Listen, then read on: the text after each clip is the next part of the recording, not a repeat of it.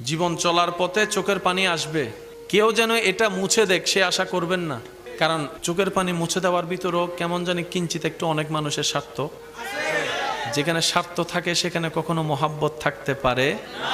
তো কখনো যদি চোখের পানি চলেও আসে দুনিয়ার কোনো কারণে, বুদ্ধিমানের মতো একটা কাজ করবেন, যাই নামাজটা বিছিয়ে সিজদায় পড়ে যাবেন। দুনিয়ার মানুষ আপনাকে কষ্ট দিয়েছে দুনিয়া থেকে দূরে রাখার জন্য, কিন্তু আপনি যদি সৌভাগ্যবান হন ওই কষ্টটাকে কষ্ট হিসেবে নিয়ে, অন্তরের সে ব্যথাটাকে চোখের পানি হিসেবে নিয়ে রবের দরবারে সিজদায় পড়ে যাবেন। সে আপনাকে দুনিয়া থেকে আলাদা করতে চাইছে, দুনিয়ার চোখে ফেল করাতে চাইছে, কিন্তু আপনার এই বুদ্ধিমানের ধৈর্যশীলের কাজ, আপনার সিজদায় পড়ে যাওয়া আপনাকে রবের রহমতের এমন কাছে নিয়ে যাবে। সে আপনাকে ছোট্ট দুনিয়া থেকে মারুম করতে চেয়েছে, ওদিকে আপনার রব আপনার চোখের পানি দেখে খুশি হয়ে আপনাকে জান্নাতও দিয়ে দিতে পারে। সেজন্য মনে রাখবেন, রবের বান্দা কখনো লসে নাই। তারা কাঁটা ফুটলো লাভ, গালি শুনলো লাভ, বদনাম শুনলো